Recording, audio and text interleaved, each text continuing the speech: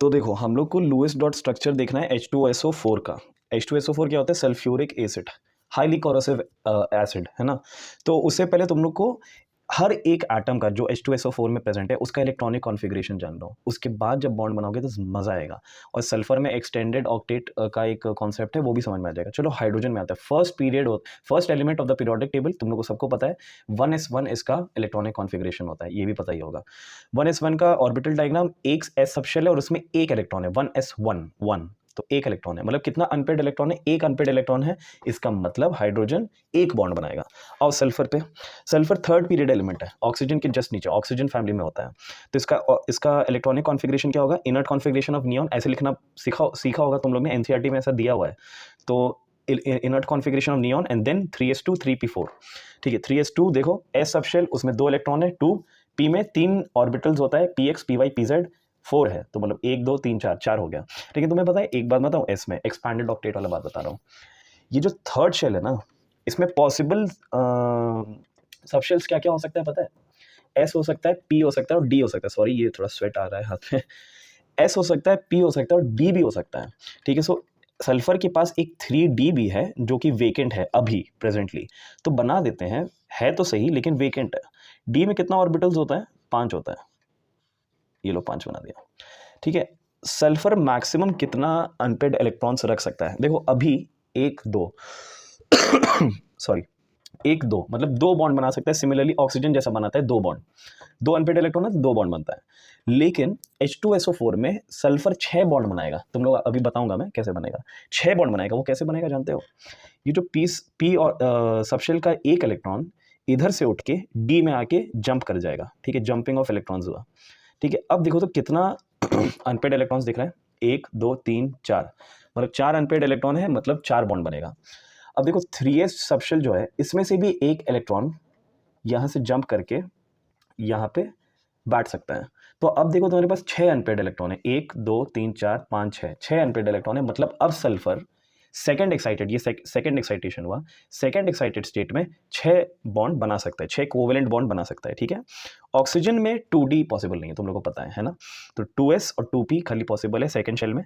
तो 2s का ये रहा ऑर्बिटल डायग्राम और 2p का 3 ऑर्बिटल्स बना दिया मैंने पी सबशेल के कॉरस्पॉन्डिंग। और यहाँ पे कितना इलेक्ट्रॉन है? 4, तो 4 रख दिया। कितना अनपेड इलेक्ट्रॉन है? 1 2, कितना बॉन्ड बनाएगा? 2। बहुत बेसिक सिंपल, सबको पता होगा ये सब चीज़। ठीक है, चलो अब आते हैं लुईस डॉट स्ट्रक्चर में। इसका नेक्स्ट वीडियो जो है वो हाइब्रिडाइजेशन पे आएगा। हाइब्रिडाइजेशन भी 2 तरीके से निकाल सकते हैं।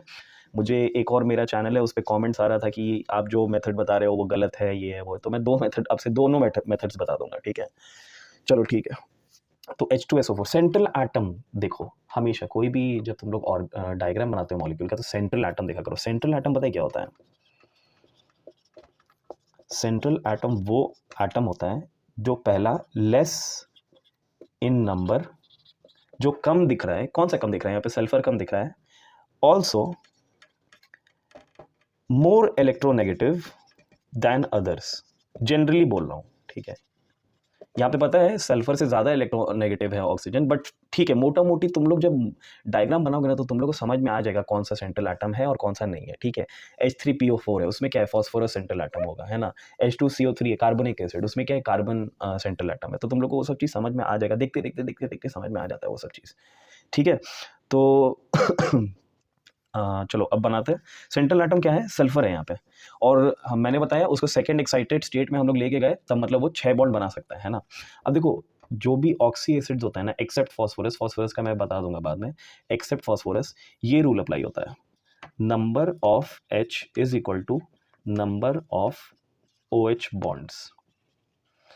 ठीक है, ज़्यादा दिमाग नहीं लगाना है, एकदम सिंपल सिंपल पढ़ो, स्ट्रेस नहीं लेना है। नंबर ऑफ H मतलब नंबर ऑफ हाइड्रोजन एटम्स। कितना नंबर ऑफ हाइड्रोजन एटम्स दिख रहा है यहाँ पे तुमको? 2 दिख रहा है। इसका मतलब 2 OH बॉन्ड्स बनेगा इसमें। क्लियर? चलो ठीक है, दिमाग में रखना ये रूल। देखो ये रहा सल्फर। ठीक है, अभी मैं हाइब्रिडाइजेशन नहीं बता रहा हूँ, मॉलिक्यूलर ज्योमेट्री नहीं बता रहा हूँ, प्लेन लुईस डॉट स्ट्रक्चर बता रहा हूँ। इसलिए ये मत बोलना कि सर इसका ज्योमेट्री गड़बड़ है, ये वो है। हाइब्रिडाइजेशन में बताऊंगा वो। ठीक है, सल्फर में कितना वैलेंस इलेक्ट्रॉन्स था? 2s2 सॉरी 3s2 3p4, मतलब 2 + 4 6। ठीक है, तो यहाँ पे आओ, 1 2 3 4 5 6। ठीक है, number of H is equal to number of OH bonds. H कितना है? 2 है, मतलब कितना OH बॉन्ड बनेगा? 2 बनेगा, ठीक है। OH बॉन्ड ऐसा होता है, ऑक्सीजन एक बॉन्ड H से पहले ही बना लिया है और एक बॉन्ड अभी वो बनाएगा, ये होता है हाइड्रोक्सिल ग्रुप।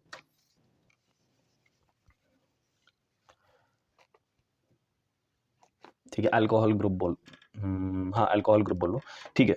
तो ये देखो ऑक्सीजन